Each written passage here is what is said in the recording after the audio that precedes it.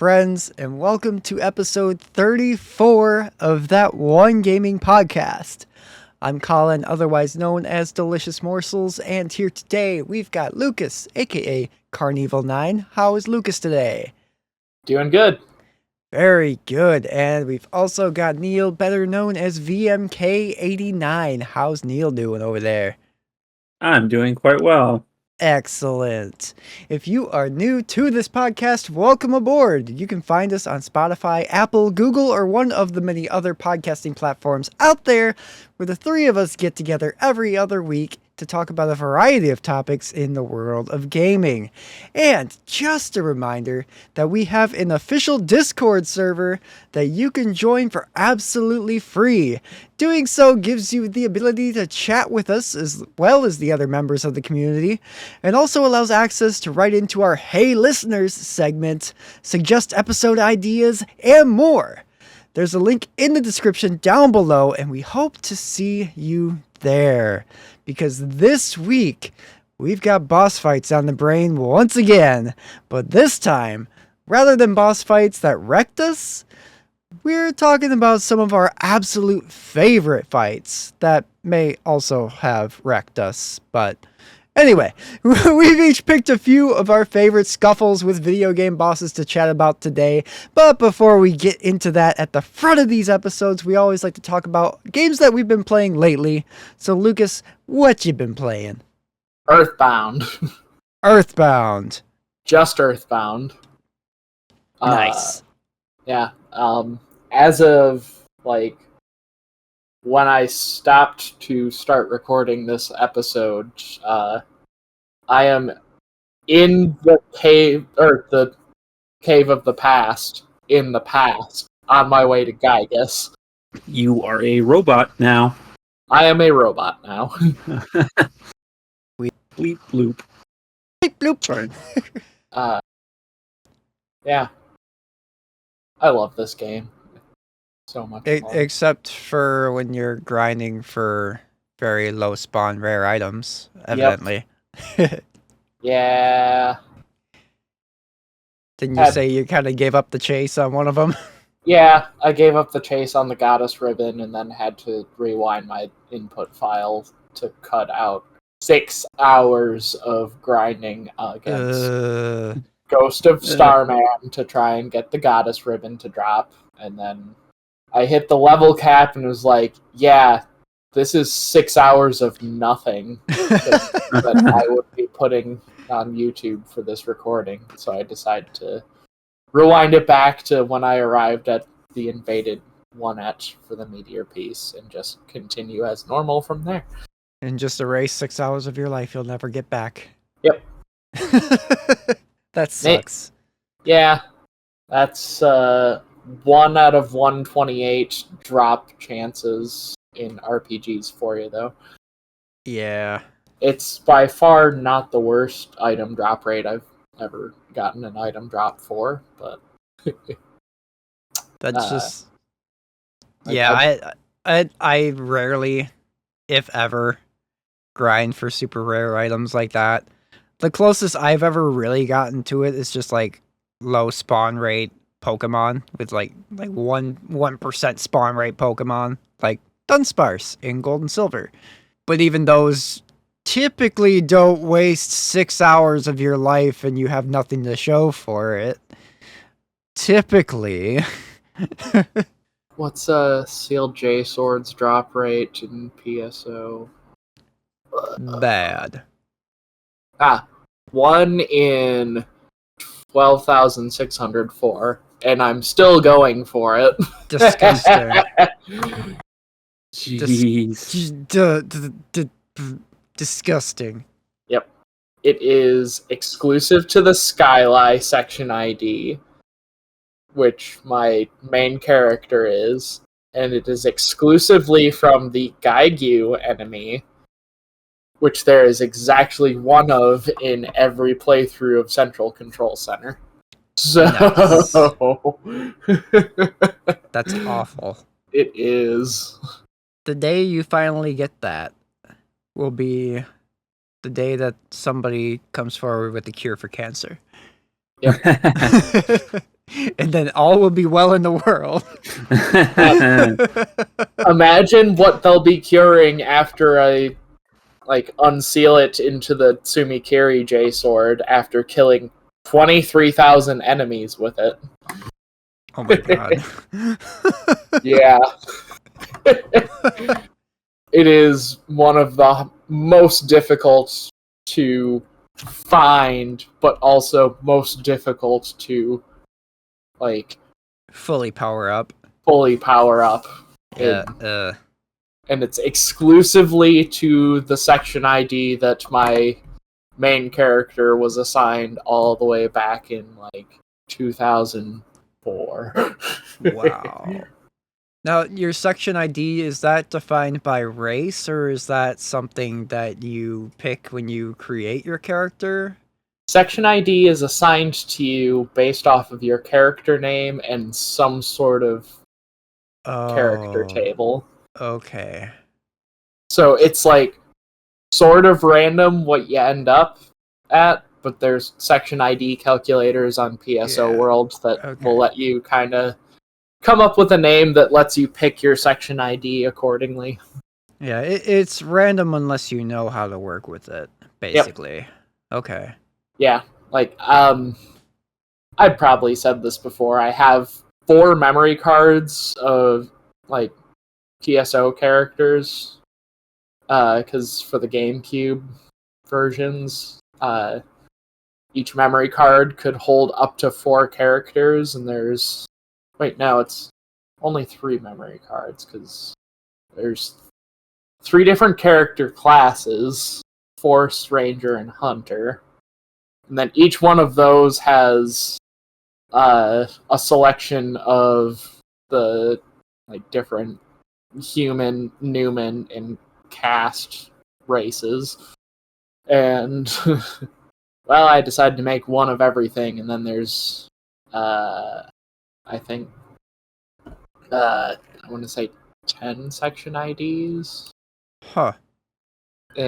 So I've got one character for each section ID, and then the last 2 characters are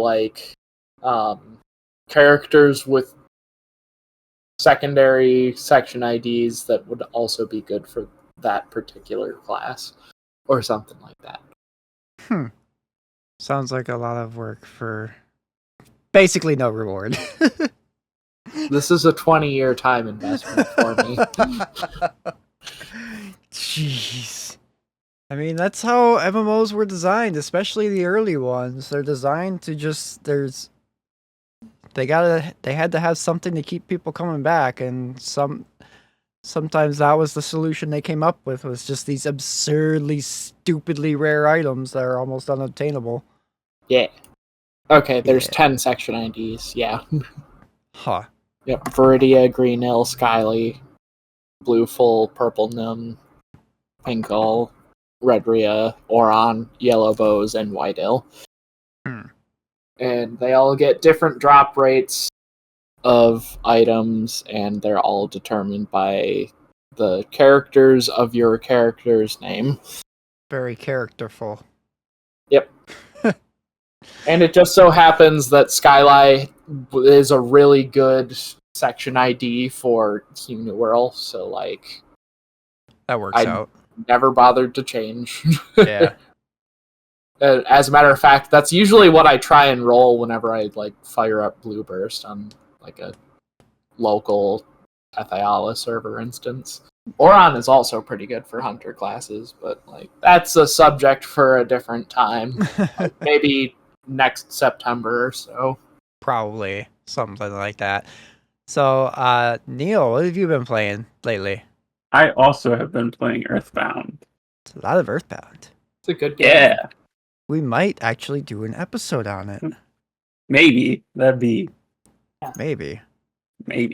I mean, if we do, I'm going to have to play it on my physical cartridge because I can flex like that. But... Yep. Anyway, continue. Unlike Lucas, who had been grinding to get a very low drop rate item, I have been grinding to beat Frank. And I did. Nice. which I overleveled just a little bit, and 2 PSI bears just took them out right away. So that was easy. Power of the Psy Bear. The Psy Bear, yes. But yeah, I actually did also go to the Your Sanctuary as well. The giant step. Yeah. I love the little speech they make. Yeah. Take it from me if you dare. Yeah. I'm almost certain that Giant Step is a reference to the John Coltrane album. Okay. Huh. I mean, it makes sense with how many musical references are in this game. There's literally a house that you can go to that will ask you a fill-in-the-blank question of what is the name of the Beatles song? And they will give you XXX per day. And it's a yes or no question of yes or no. I love that joke. It's so good.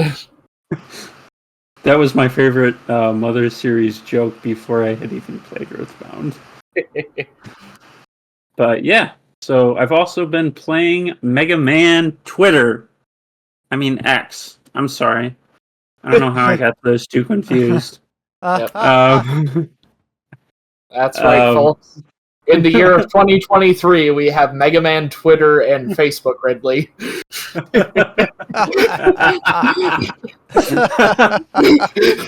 Oh my god.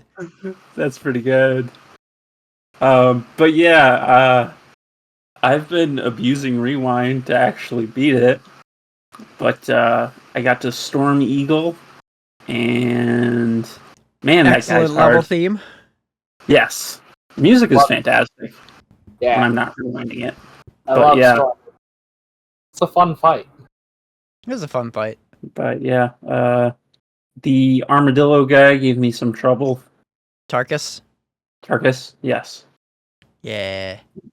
Even with rewinds, it took quite a while to beat him. So when you shoot him and his armor falls off, you can shoot him while he's like bouncing around the screen. Oh, well, that would have Yeah. been useful to know. Now you know. And now it's too late. Yep. Just like how during the refights with Launch Octopus and Flame Mammoth, you can cut off their tentacles and their trunk with the rolling cutter. Brutal. Right. Wait, maybe I'm at the octopus. Launch Octopus sucks. Yeah, I think I'm stuck on the octopus.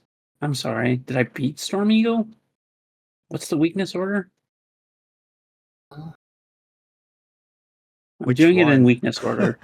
Which one? Mega Man X. Yeah, which weakness order? Well, weakness order would be Shill Penguin, Spark Mandrill, Armored Armadillo, Launch Octopus. Okay, so I haven't done Storm Eagle. Why did I think I had done Storm Eagle? I don't know. Alright, well, I'm clearly off today.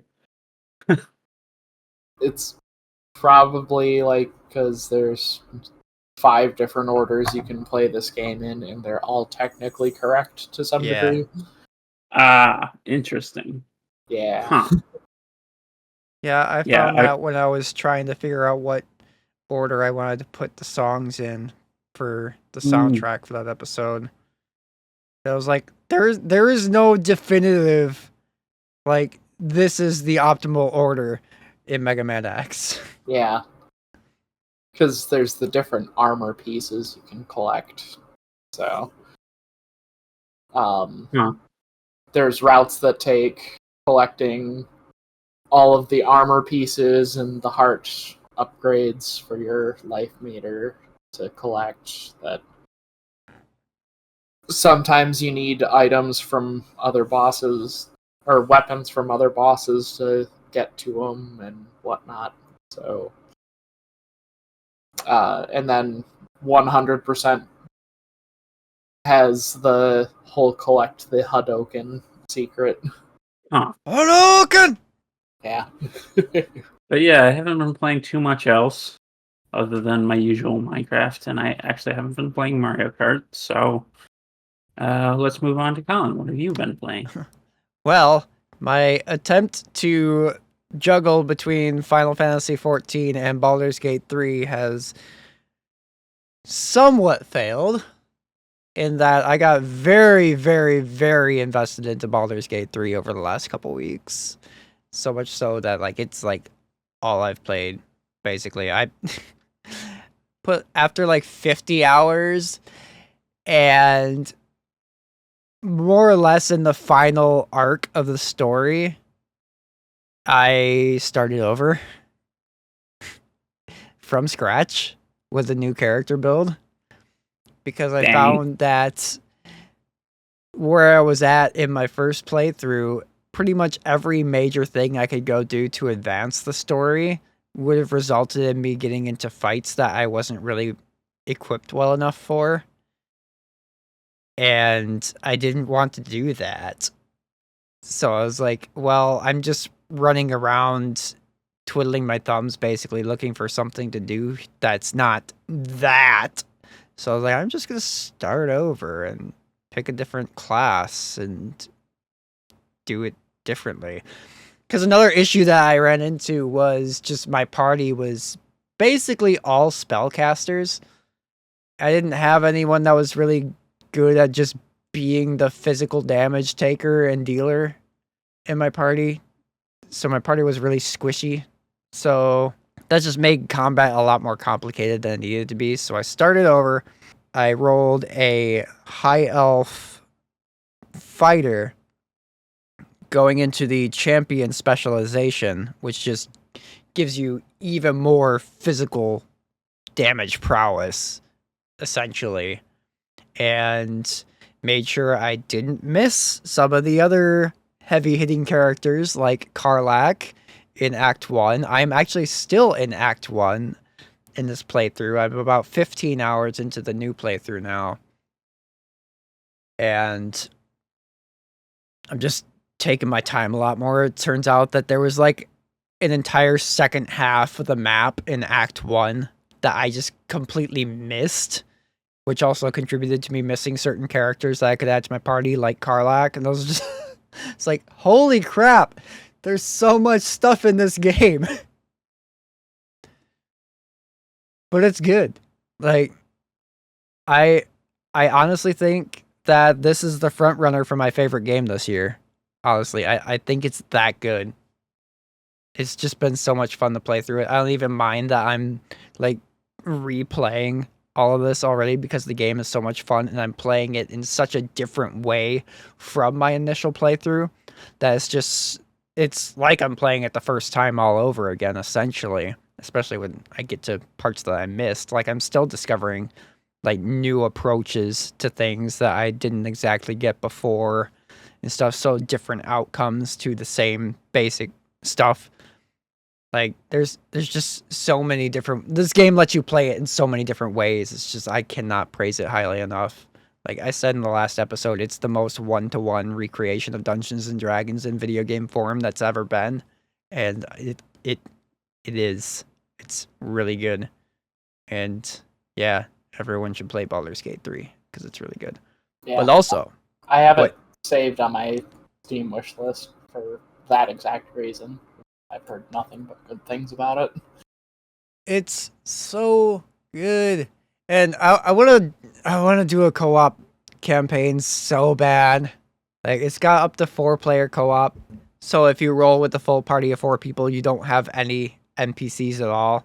So you can just roll with 4 completely custom characters, and apparently you can actually kind of do that after a certain point in the game. You meet this character early on that comes to your camp, and they allow you to basically hire other people into your party.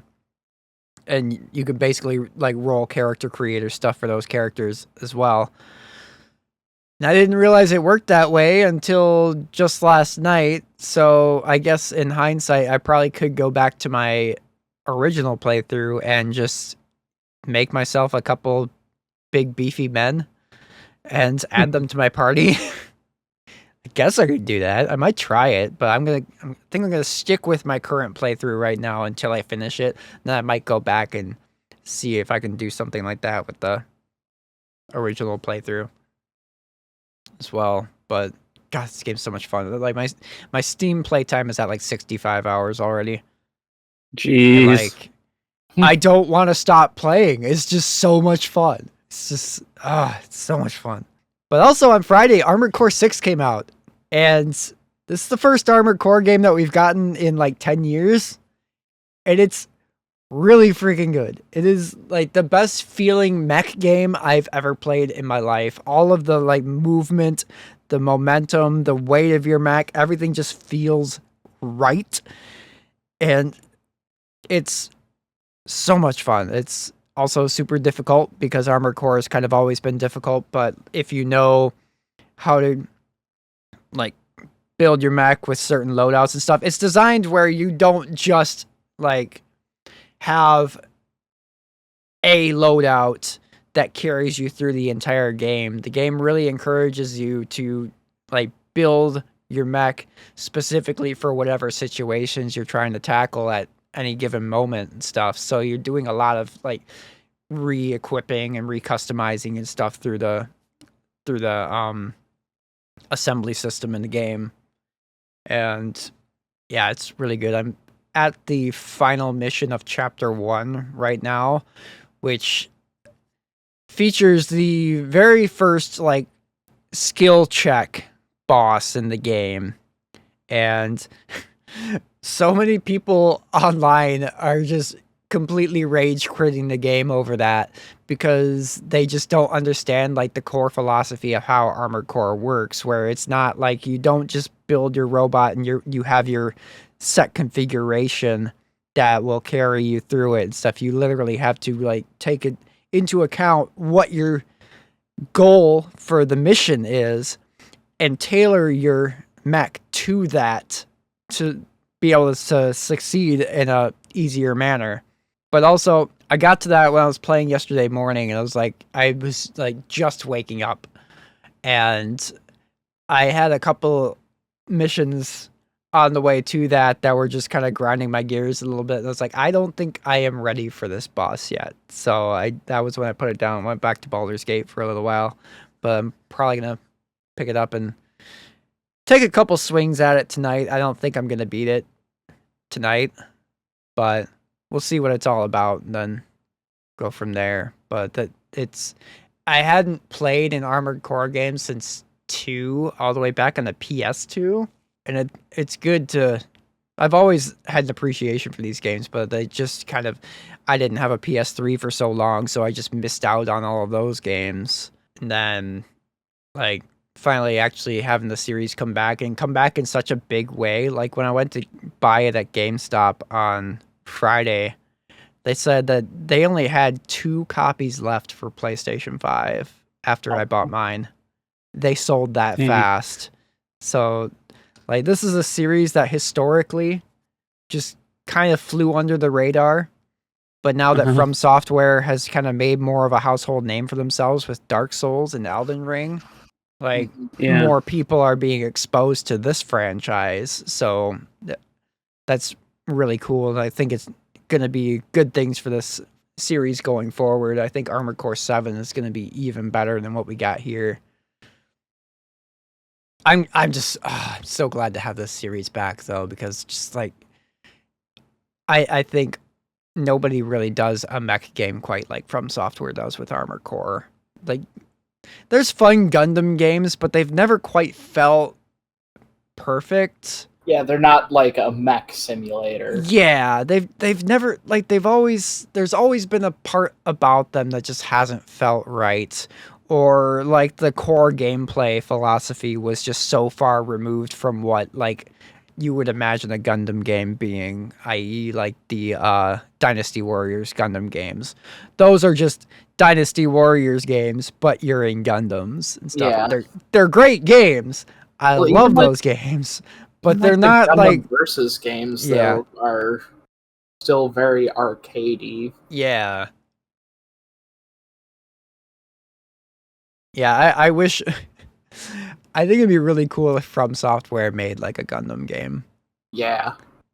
Like if they took like the Build Fighters license and then made like a Gundam Build Fighters type game. Yeah. That'd be so cool. So many people would rage out of it though because it would be like built like an Armored Core game. Yeah. But yeah, that'd be cool. Yeah, it'd be really, really cool. But one of the things that the game director for Armored Core 6 said about this game leading up to release was that he really hopes that this kind of sparks a renaissance of mech action games, and I hope that kind of comes true when people see how successful this game is. Yeah. I want more games where you fight with giant robots that feel as good as Armored Core 6. It's another game that's on my Steam wish list because of Robot. It's so good. And the decal customizer is, I mean, other games have had decal customizers, sort of like the same idea with this. You just take a bunch of basic shapes and you layer them up and change the colors and all that. Same idea, sort of thing, but I was able to make a variation of the podcast logo to slap on the chest of my mech. So that's cool. Yeah. Yeah, that took me about a half an hour to put that thing together. The analog stick on the green controller is supposed to be smaller than the one on the blue controller. Yeah. Semantics. I don't think all the buttons are the same. Like the smaller buttons are supposed to be all the same size either. But it's like, it's close enough. No, they are. They are. Are they? Huh. Mm. I mean, if you want to get really picky, the font's different too. But there's nothing I can do about that because there's only nothing like you can do about that. there's only like 4 fonts you can choose from. But yeah, and I also made there's also like a bunch of like animals that you can use for like emblems and stuff. And one of them was an octopus. So I made a version of my delicious morsels image. Nice. It's not Ultros, but it's an octopus and it's purple and green. And I have that slapped on the shoulders of my mech. Should Nice. do Roy Fokker's Skull 1. Probably could. I know there's some skulls in there that you could work with. Fear the Bones. Fear the bones. Yeah. But the customization options in this game are just it's like in like Forza Motorsport or Gran Turismo, the level of customization that you have with your mech is kind of like customizing a car in a car simulator like those. Like you just have that much freedom with it. It's great. Cool.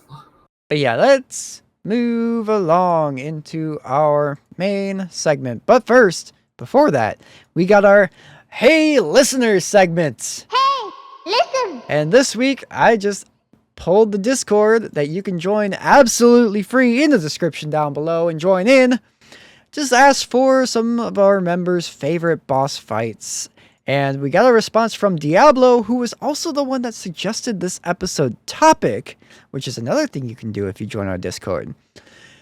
And Diablo wrote, I have 3 boss battles that are my favorite. The first one is the Bahamut boss fight from Final Fantasy 16.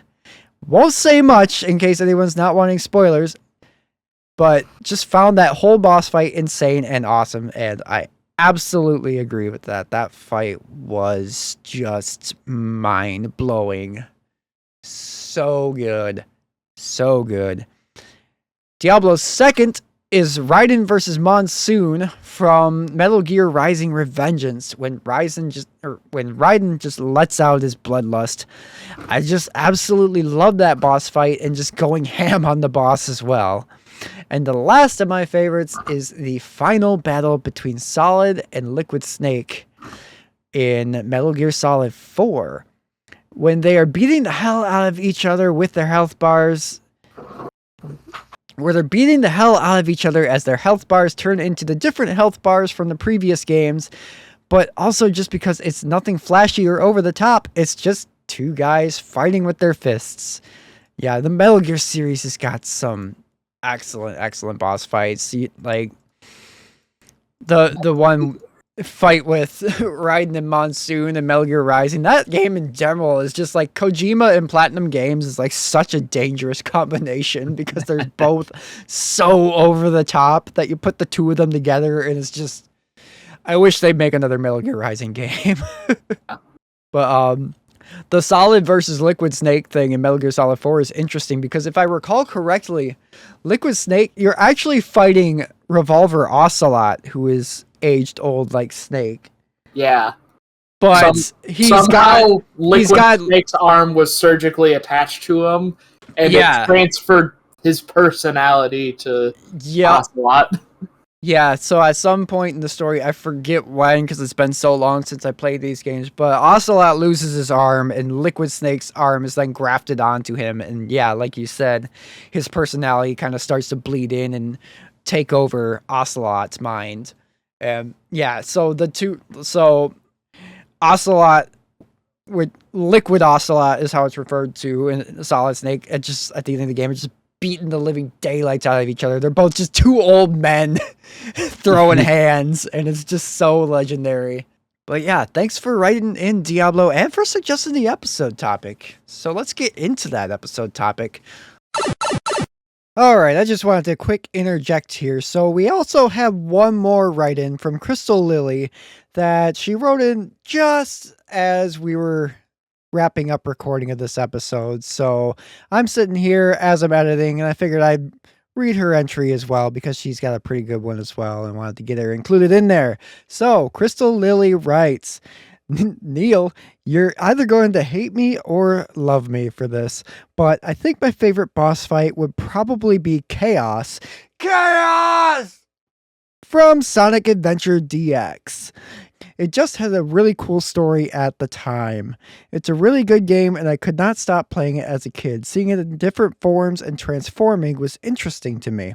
So when it got to the part where you're going against the final version of it and you see just what it can do as the main theme song is playing, it really gets you going. It's a memorable experience from back then that I replayed countless times over. Plus, and without getting into detailed spoilers, I guess, seeing a happy end for it was refreshing and just kind of made me feel all the more satisfied instead of just beating up another monster. So thanks again for writing that one in, Crystal. And I wanted to fit that in there. Sorry we didn't have any reactions because it popped in sort of as we were finishing this episode. But anyway, let's get back to the episode. Lucas, what do you got for your first one today? No, my first boss, it's Dr. Wily Machine number 7 from Mega Man 7. Wait, didn't you do a Wily number 7 thing the last time we talked about bosses? I believe that was Wily Capsule number 7. Wait, what's the difference? So the Wily Machines are like the big mech that Dr. Wily is usually piloting as the final boss. The Wily Capsules were introduced in, I believe, Mega Man 4 as you beat Dr. Wily's big bad robot that he's trying to fight you himself with, and then it's like a escape capsule that he tries to make a last ditch effort to defeat you with. Huh. I mean, Eggman kind of does that too with the his escape pods, but they're not usually weaponized. Yeah. He just runs away like a coward! Yeah. It is, I think, probably my favorite of the Wily Machines, just because it was the first one that I was able to beat. My introduction to the Mega Man series is incredibly out of order. The first Mega Man game that I ever owned was Mega Man 7 on the Super Nintendo. I got it when GameStop was liquidating their Super Nintendo games way back in the day. And let's quick pop over to eBay and remind myself how fortunate I am. $225 for a loose cartridge. Yeah. Okay. So, as this was my first Mega Man game, I played it to death because I always thought the Mega Man games were cool, and I finally had one of my own. But Wily Machine 7, it's the Wily Machine of Mega Man 7. It is kind of a big robotic walker. It's got 2 legs with a big skull in the middle, as Dr. Wily tends to do. And you have to shoot it using Cloudman's Thunderbolt weapon. And You can only damage it when Dr. Wily is visible and has the shutter over the eye of the skull that he is sitting behind is open. And every once in a while it'll throw out little mini versions of the Wily Machine 7 called Skull Tons. But yeah, the fight goes, he walks around the screen slowly at you, then will sometimes aggressively hop around it, try and hit you with the spikes that are sticking out of the chin of the jaw of the skull of the machine. But it is, for a Wily machine, surprisingly easy but difficult. So I have to say it's sufficiently challenging. So yeah, it was the first Wily machine that I ever actually defeated. One to be proud of that, and well, unfortunately, after that comes the Wily Capsule 7, and well, it goes downhill from there. Wily Capsule 7 is sort of a phase 2 to this because of the whole Wily machine ejecting the Wily capsule, and then there's a whole second final boss fight, and it is one of the hardest boss fights that I have ever successfully completed. It was intentionally made that way.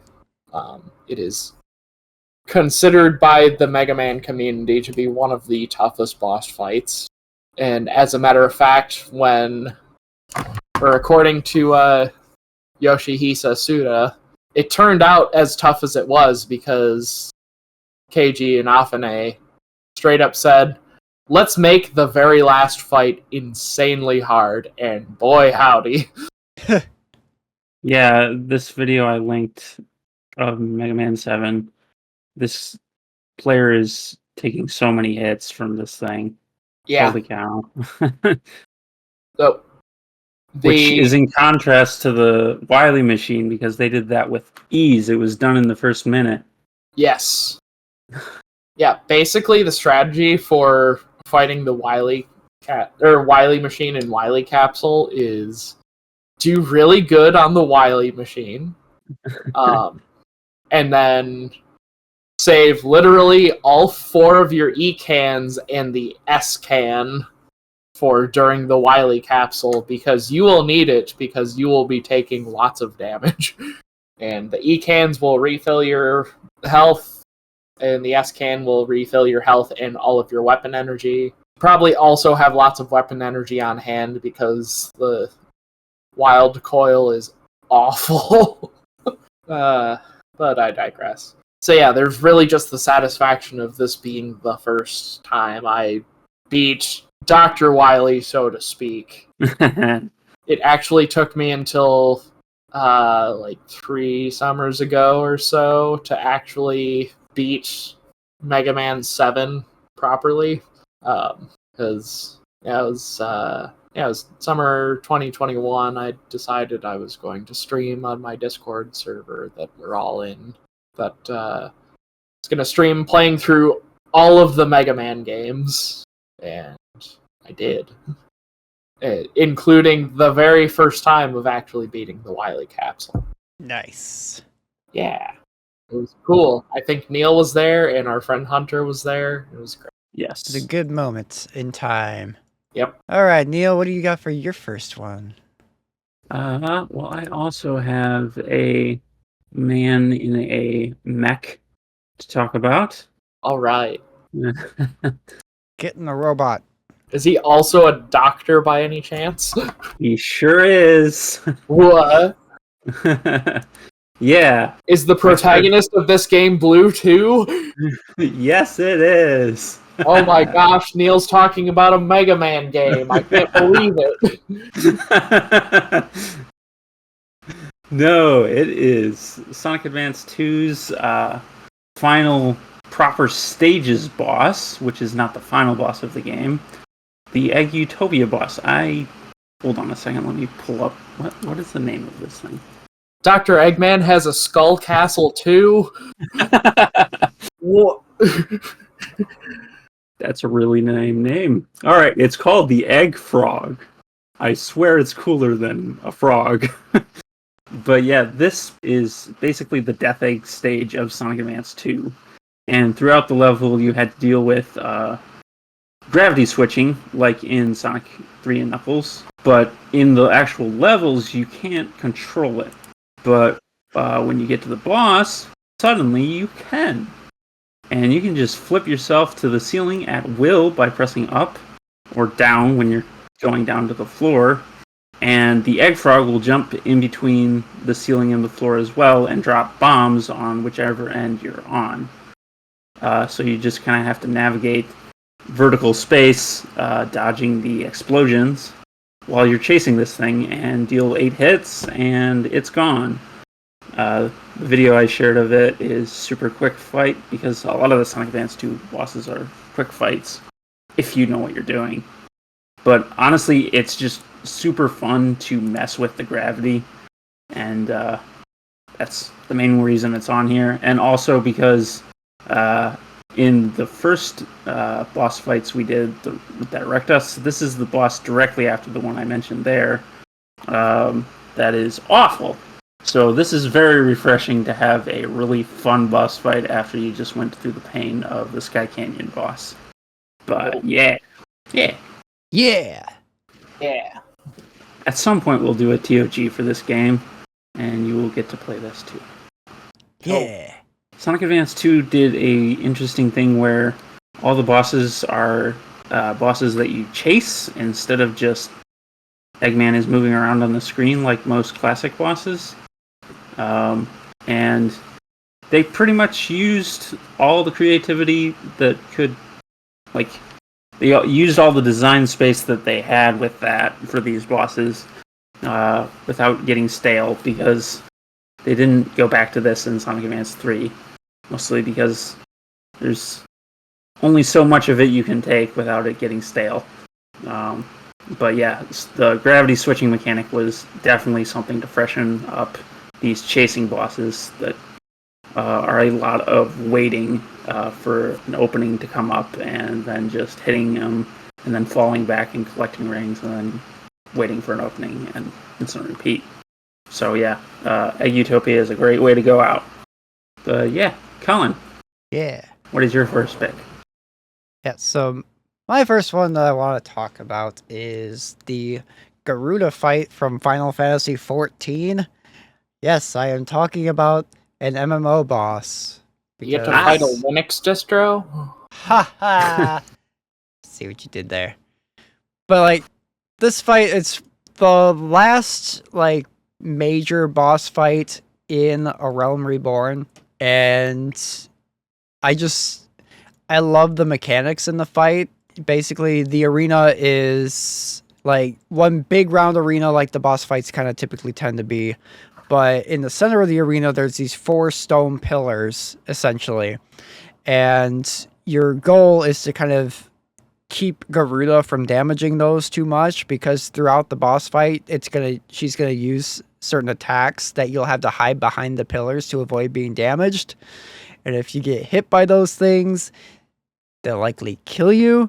She's got a lot of really cool moves that if you're not paying attention at any given point in time, you'll just suddenly be dead and your healer will be mad at you. Like there's a certain point in the fight, she drops these feathers on the ground, and if you don't kill them, they do massive area damage to you. And I just remember, like, the first time I went through this fight, I didn't know that, and I just suddenly everything was going great, and then suddenly just the entire party was dead, and I'm just like, wait, what? But yeah, it's just mechanically, I think it's the first boss fight in the game that's actually got like really cool mechanics, where like the Ifrit and Titan boss fights before also had certain mechanics that you had to watch out for, but they were still very, very basic.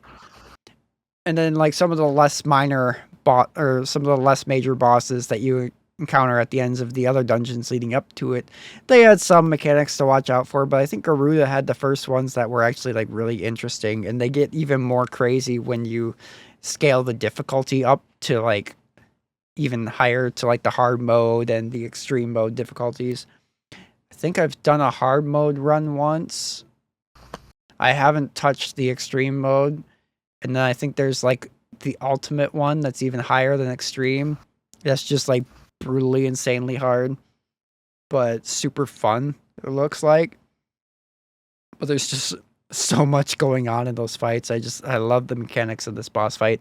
And the music that plays during this fight is one of my favorites from the entire A Realm Reborn soundtrack. It's just phenomenal. I love the guitar riff. It's a very guitar-driven track, and the guitar riff is really good. It's really catchy.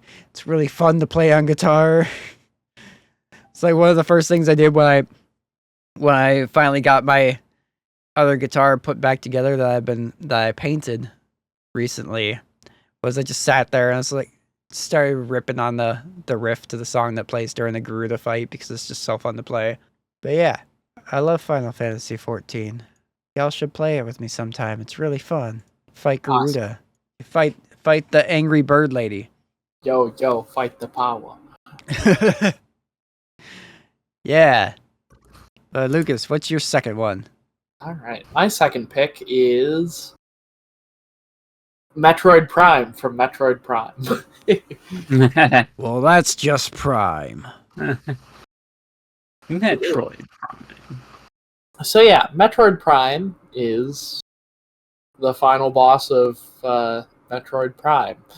So it is a Metroid that became a entity of pure Phazon after being exposed to Phazon in the Phazon mines. Phazon is a highly mutagenic substance originating from the planet Phase. It's like this weird sentient radioactive material. It's very strange. Play the Metroid Prime games. They're very good. So it's kind of a two-phase fight. You got the Metroid Prime exoskeleton and then the core essence. I think probably the more enjoyable portion of the fight is the exoskeleton, which is why I picked it. So during this final fight, the exoskeleton will change colors between yellow, purple, white, and red, which all line up with Samus's beams that she's collected throughout the her adventure on Talon 4. So yellow matches up with the power beam, purple matches up with the wave beam, white matches up with the ice beam, red matches up with the plasma beam. And it can only be damaged by the beam of the color that it is currently. And missile combos of that beam as well, but not all of those are useful. So it starts out yellow, so you have to damage him with the power beam. And once you've dealt enough damage to him, he'll kind of get stunned and start reeling, and then he'll turn purple. So you have to shoot him with the wave beam. Color coded for your convenience. Yes. And of course, these patterns become less predictable throughout. The second chamber, after you damage him enough the second time, he'll dig down into a second chamber, and then he'll add the ice beam into the mix. And then the third one adds the plasma beam into the mix. But he'll also pull you in with a tractor beam at the beginning of that phase to just kind of slap you. And then Rude. The fourth chamber goes kind of all out. All of the beam patterns are randomized. He'll throw in the tractor beam every once in a while, pull you in. It's a very fun fight. And I mentioned you can use the missile combos on him. Really, I've only found that the super missile, which you're kind of required to get to break cordite objects, or the ice spreader, which is the ice beam version of the super missile, basically. Probably the most useful. The wave buster and the flamethrower aren't particularly useful. The wave buster will shoot out a big beam of electricity that'll home onto Metroid Prime and deal damage, but all of these beam combinations cost you missiles. And since the super missile is 5 missiles to a charge beam, and the ice spreader is 10 missiles to a charge beam, versus like I believe it's 10 and 10 to start the flamethrower and wave buster, and then they like drain a set amount of missiles every second. The ice beam and the super missile are the most useful ones. But anyways, once you've given the exoskeleton a good beating, it topples down into a 5th chamber where you finally see like the core essence of Metroid Prime, being of pure Phazon mutated from the Metroid, and you can't damage it. It's immune to missiles. Weird. It's immune to beams. It's immune to power bombs, morph ball bombs. If it's a weapon you have in your inventory currently, you can't do anything to it. And it'll like spawn shockwaves that circle out from it that you jump over. But then, after long enough, it spawns a pool of Phazon. And if you go stand in the Phazon, because of the Phazon corruption to your power suit that turned it into the Phazon suit, the Phazon suit previously just made you invulnerable to damage from Phazon. But standing in this pool activates the hyper mode of your suit. And when you activate the hyper mode, you get to shoot a Phazon beam back at Metroid Prime from this puddle. So you do that like probably 4 or 5 times, I think. And Metroid Prime's defeated. And of course, like as the fight goes on, throws more curveballs at you. Like after the first round of damage or so, when it spawns the Phazon pool, it'll also spawn a pair of Metroids. And then later on, it spawns Hunter Metroids and Fishin Metroids. Fishing Metroids? Fishin Metroids. Metroids that split into 2 different Metroids. Oh, that's not nearly as fun as Metroids that go fishing.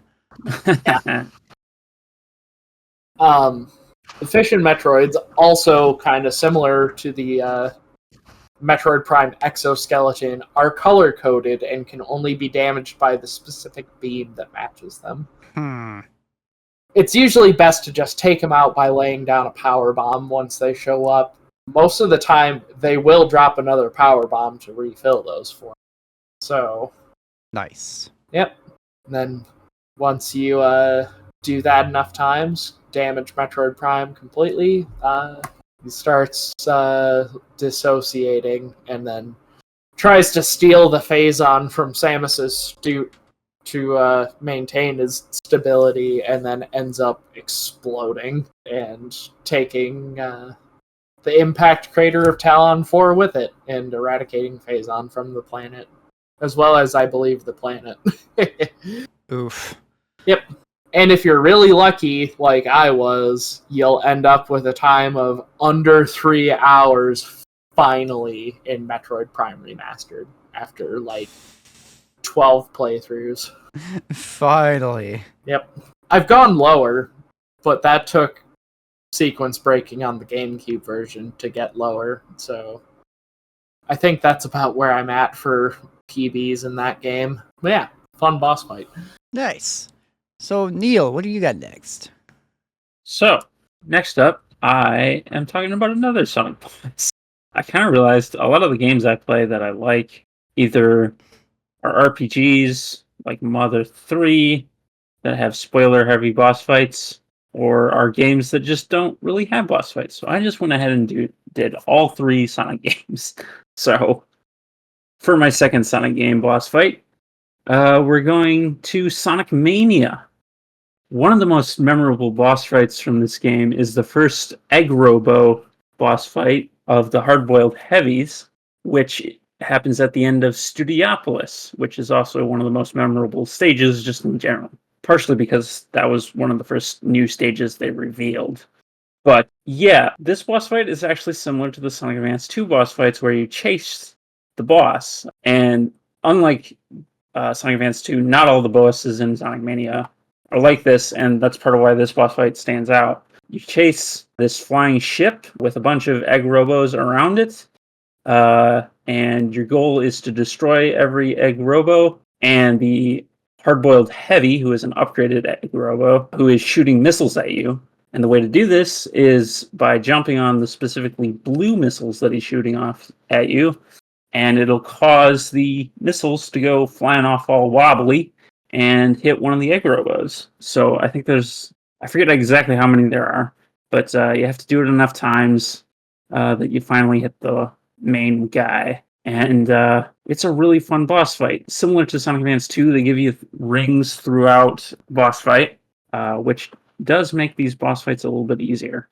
But yeah, this is just a really cool looking one, and the music is so good. I mean, it's Sonic Mania. Sonic Mania has an awesome soundtrack. I didn't actually mention the Egg Utopia boss music. That was also very good. It goes for a heavy metal type soundtrack. It's very good. I like it. Yeah, Colin's. You have my attention. Heavy metal.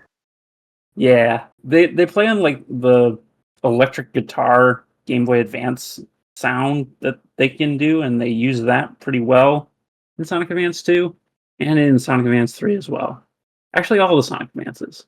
It's going to be interesting when we get to the Sonic Advance games for DOGs, because there's a lot of metal songs going on in those games. I like metal. I know you do. I do too.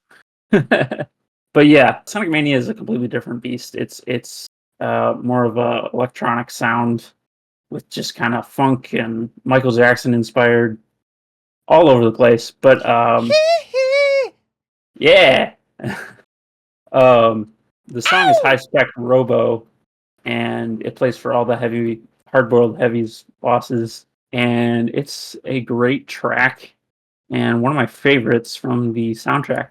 Since we're mentioning Michael Jackson, the actual regular mini boss theme that happens in the Act 1s is called Danger on the Dance Floor, which is a reference to Blood on the Dance Floor, which is a Michael Jackson song, which circles back to Sonic 3 because the Sonic 3 mini boss theme samples Blood on the Dance Floor. Nice. Yeah. So, yeah. T-Lopes does extraordinary music.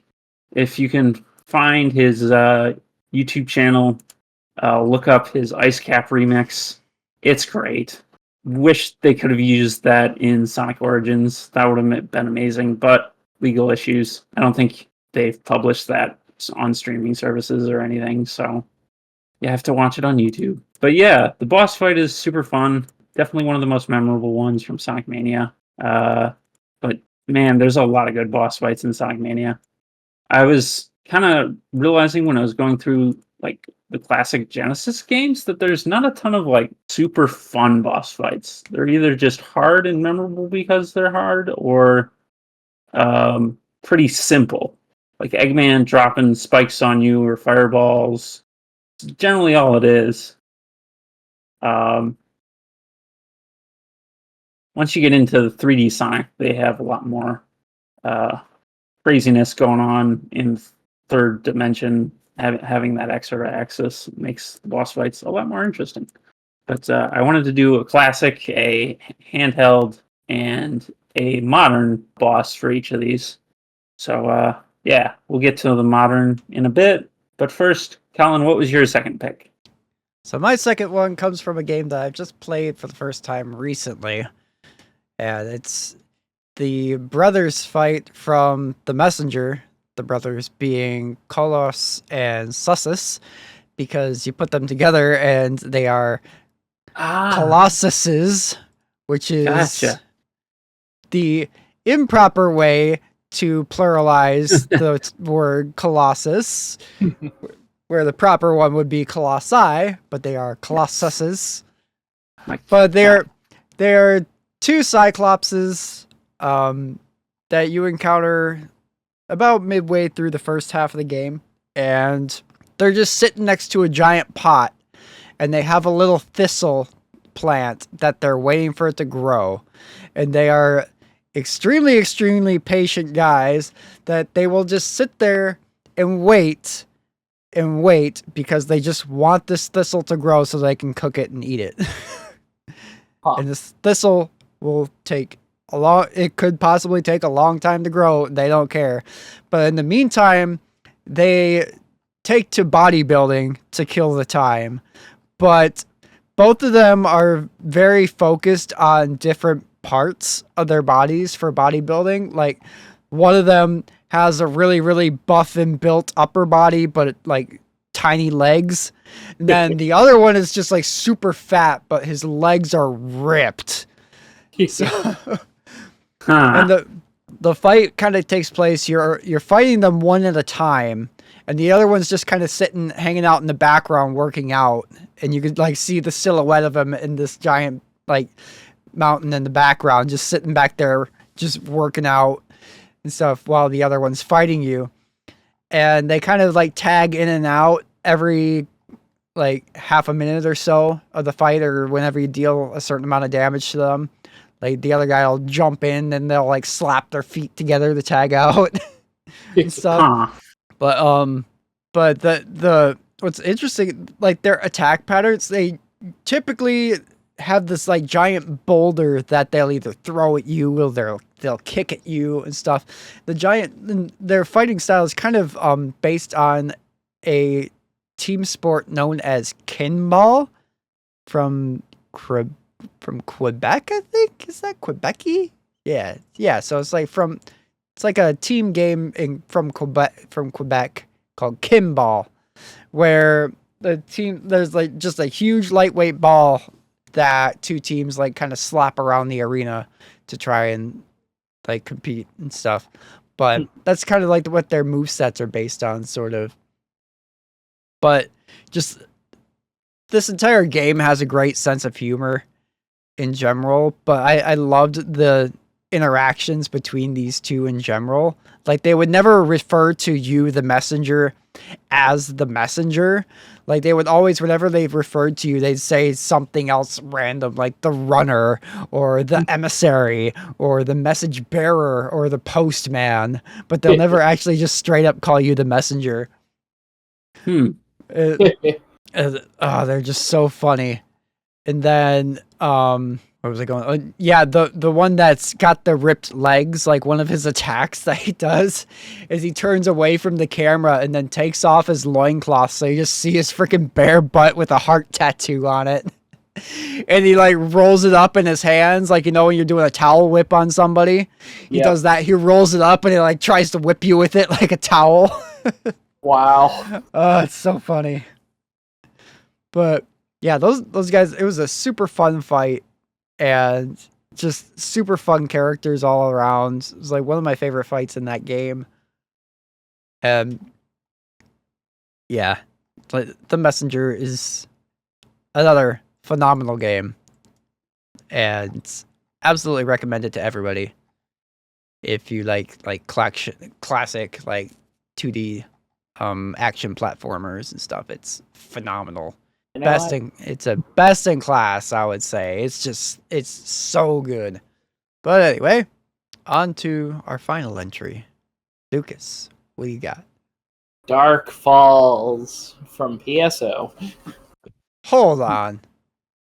Didn't you talk about that last time we did a boss thing? Yeah.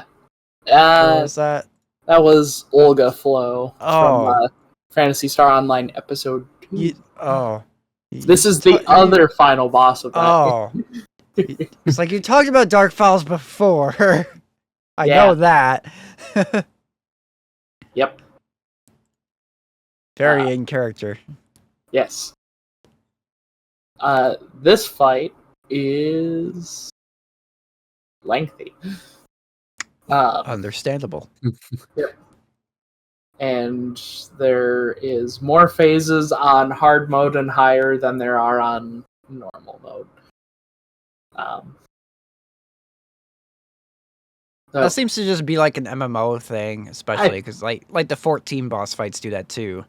Where like just they get more and more complex the higher up you go in the difficulty scale.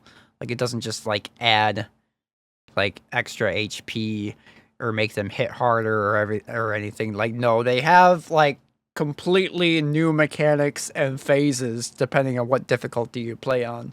Yeah, when you first enter Dark Falls' realm, so like you're entering the boss room from a crashed spaceship, and it brings you to a field of flowers with an obelisk in the middle of it. And when you approach the obelisk, everything turns to death. So, everybody dies. Yep. So there's a bunch of these little spinning blade guys that show up, and some of them will have like a little purple cloud haze thing coming out of them. You have to defeat, I think, 3 or 4 of those, and then they'll all disappear, and the first real phase of the Dark Falls fight begins.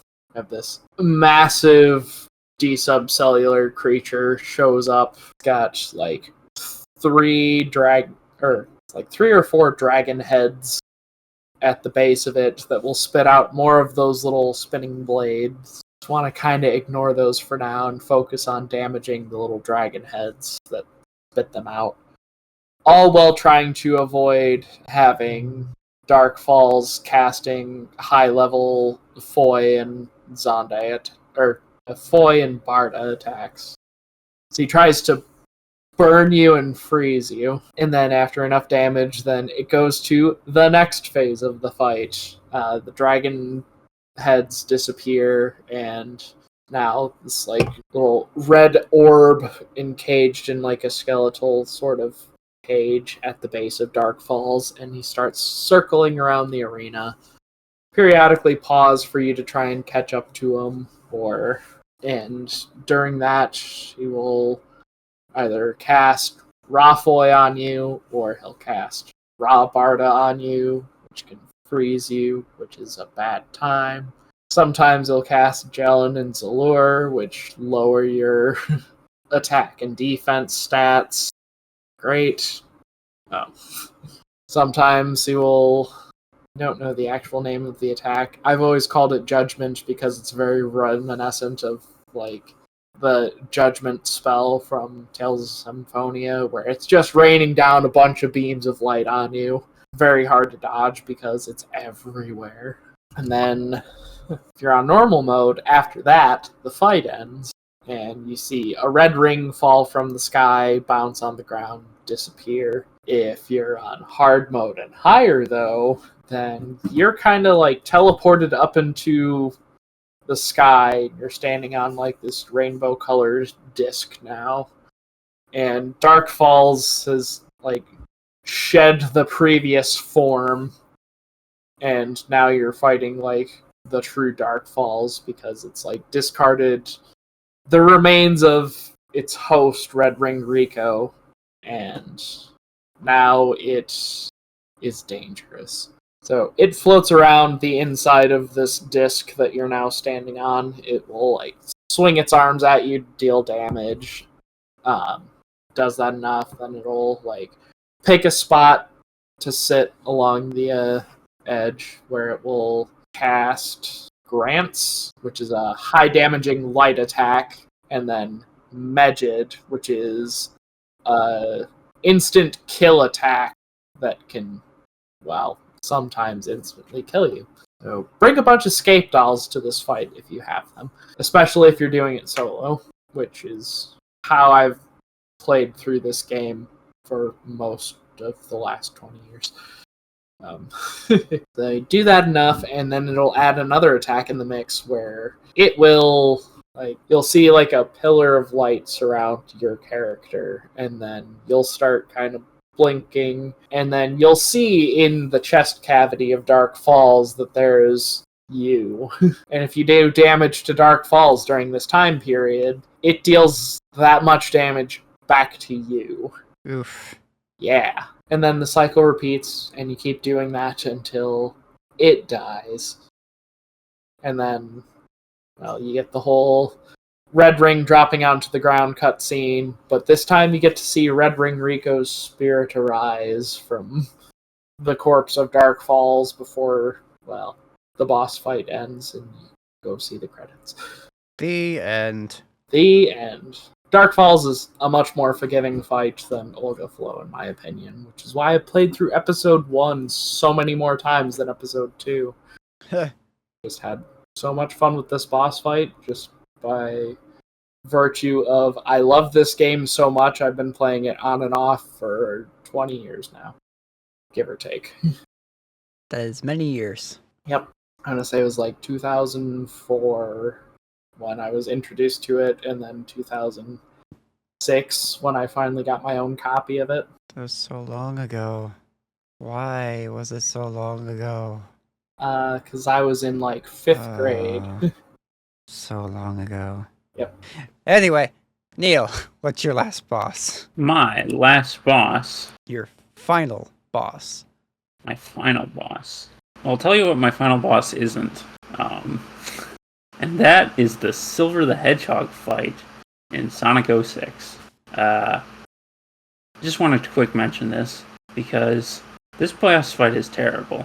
You probably have heard Silver say it's no use in some meaning It's or no another. use! It's no use! It's no use! It's a meme because this boss fight is awful. He has telekinetic powers, if you didn't know, so he can grab you and make you stand still and then throw you at a wall. It's And no since use. it's no use fighting Silver. Since it's a terrible game, sometimes he'll catch you in a loop. And you'll just hit a wall, lose your rings, collect your ring, and then he'll catch you again. Throw him against the wall, you'll lose your ring, you'll collect your ring. It's awful. And where does this climactic battle of, well, I shouldn't say climactic, but pivotal battle between Silver and Sonic take place? At an outdoor dining area. All right. I would say you should expect better, but it's no use. But yeah, so why am I bringing this up? Silver also has a boss fight. I think no. I was going to say the only other boss fight was Silver, but I think there's some in the Rivals games, but they're a different beast. Silver has a boss fight in Sonic Generations, and most of the fights with the rival characters, Metal Sonic and Shadow, are pretty faithful to the original races in those games. But with Silver, they were like, shoot, we can't just remake the It's No Use fight. That would be terrible. So instead, they actually made a good boss fight, where it actually takes place in Silver's cursed future and the Crisis City landscape. So they actually also made it into a race, which I'm now realizing all of these are races. But Silver throws cars at you in the intro and then pursues you, and you have to boost along the path and knock cars back at him. And it's way better. It's kind of like they took the idea of the Mach Speed sections, which were sort of what boost gameplay was, and said, hey, why don't we have Silver fight you in this? And he also sends a massive pile of cars at you, which you have to climb up, and then homing attack him. It's actually good, which, hey, it's Sonic Generations, of course it's good. But yeah, this is quite fun, honestly, which you wouldn't think something based on Sonic 06 would be, but I don't know. I guess Project 06 is out there now, so. But yeah, this is definitely one of the better boss fights in Sonic 06 because it's so creative with the telekinetic powers of Silver. And they actually use them to an effective method rather than what they did in Sonic 06. Nice. But yeah, that is my third pick. Colin, what about yours? Well, I'm gonna kind of cheat here. Oh. And it's just literally every single icon fight from Final Fantasy 16. Every single one. They just get progressively better and better and better each successive one in the game. They're some of my favorite boss fights I have ever played in any game ever, especially in the Final Fantasy franchise specifically. They're just so just big, over the top, crazy. The Titan and Bahamut ones especially are just insane. I'm not going to say anything specific about any of them because yeah, the game just came out like 2 months ago. But like just every single one was just like wow. And the Titan and Bahamut ones especially, like I put my controller down after those and I was just like wow. They're good. And that's all I have to say. They're just phenomenal. Every single one of them. Yeah. That's it. Yeah. Didn't have much, but what more can I say? They're just phenomenal. I don't want to go into details obviously for spoiler reasons, but they're phenomenally designed fights and super fun. And Final Fantasy 16 is great and you should play it. If you have a PS5, you should absolutely play it. It's really good. And yeah, I guess that's it. Let's move on. That was quick. Let's move on to our weekly link to the past. Today, it's another week early record because of scheduling conflicts and stuff, but today we are recording on August 27th of 2023, and August 27th is like a stupid day for game releases, apparently. Usually we pick one, but just get a load of this, okay? I will rattle through just a few that came out on this day right now. 31 years ago today in Japan, Super Mario Kart. 29 years ago today in Japan, Earthbound. Mother 2. 16 years ago, Metroid Prime 3 Corruption. 15 years ago, Castle Crashers. And Spore. I guess like that was really hyped up and then it was a massive disappointment. But 10 years ago, Final Fantasy XIV, A Realm Reborn. And there's like even more, but those are like the big ones. It's just like, what a day for video games. Final Fantasy XIV specifically, like that was the one I was going into this wanting to talk about until I pulled up the This Day in Gaming and saw everything else that was with it. Everything came out. But it can't be understated how big of a difference A Realm Reborn made to Final Fantasy XIV. Like 1.0 was such a drastically different and worse game. Like, and A Realm Reborn came out and just completely flipped everything around. And now it's one of the most successful MMOs on the market. I mean, there's been 4 expansions since, and the 5th one is coming out next year. But I remember being part of the beta for A Realm Reborn back at that time and playing it. And it's just like, it wasn't my first MMO, but like I was still pretty MMO novice-y back then. I mean, I still kind of am. I don't play a lot of them by any means, but I just remember enjoying it a lot during the beta. And then the game came out, and I have been off and on with it ever since it came out 10 years ago. And I am finally recently, I put more time into it this year than I've put into it in a very, very long time. I wrapped up A Realm Reborn finally this year. I am in Heaven's Word now and really enjoying this game. And it wouldn't be what it is today if it wasn't as massive a success as it was 10 years ago today.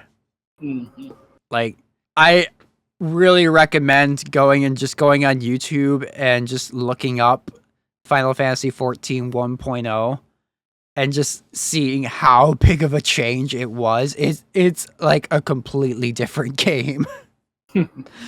And it was so poorly optimized. Like, I remember there was one video I watched going over some of the issues with 1.0, and I guess like some of the foliage used the same amount of polygonal data as character models.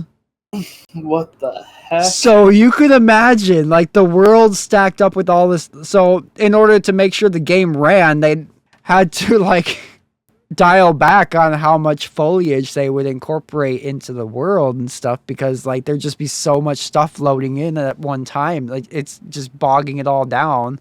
So that just led to the world looking really drab and empty and just boring looking.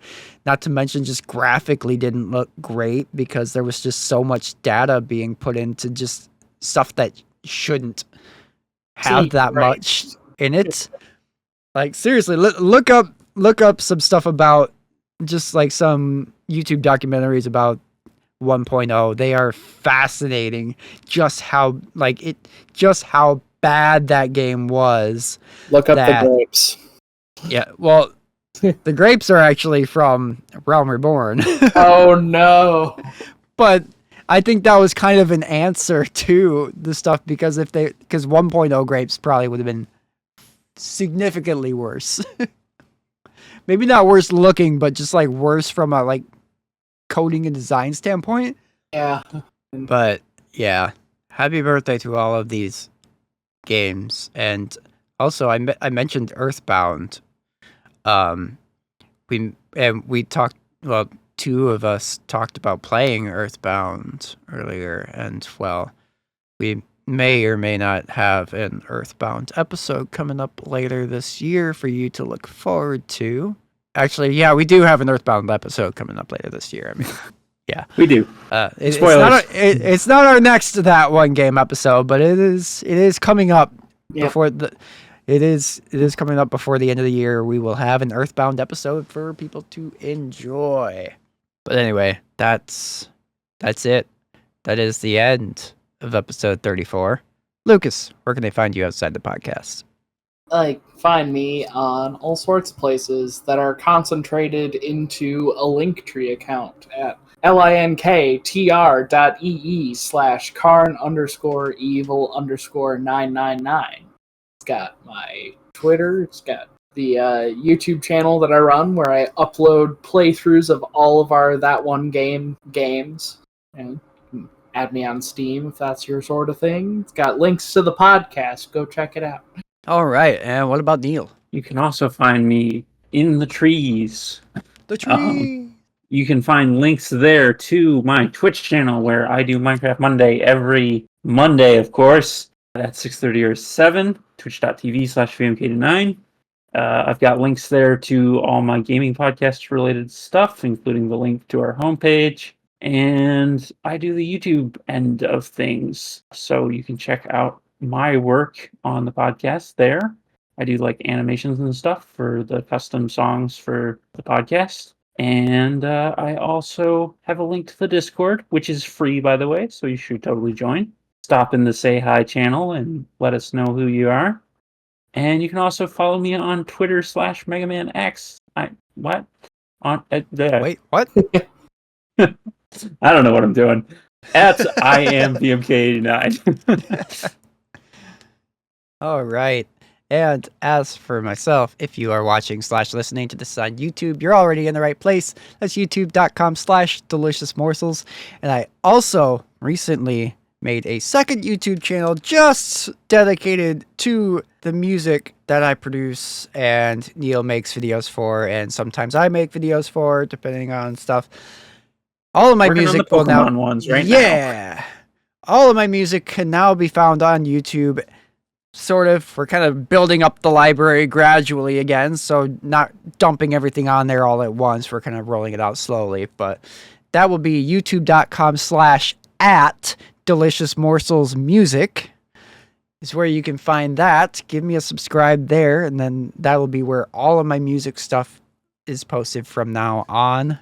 Gonna kind of branch that off, make it more dedicated and focused, where my regular YouTube channel is just kind of whatever I feel like throwing up there, plus the podcast stuff. Yeah. So, and you can also find my music on streaming platforms on Spotify, Apple Music, and wherever else you get your music. But those two platforms are linked in the description below. Give me a follow to be notified when new music goes live, because finally, after 3 months of processing hell. My Super Mario World covers are finally on streaming platforms. There's 3 songs, and go give them a listen. They were... I love Overworld, Yeah. by the way. Yeah, that song, I had no idea what to do with that song. I just kind of threw guitars on it, and it just turned into a thing. But I like how it turned out, so Yes. go check it out. And yeah, give me a follow on those streaming platforms if you would. That would be awesome. But anyway, as always, if you like what you heard here on this episode today, please be sure to hit the subscribe button where that's an option. Leave us a positive review on Apple Podcasts because I hear they like that stuff. Hit the like button if that's a thing. And feel free to share this episode with a friend. We are going to be back in a couple weeks with another episode. But until then, have a wonderful rest of your day. And remember, Play for the cows. For the marriage.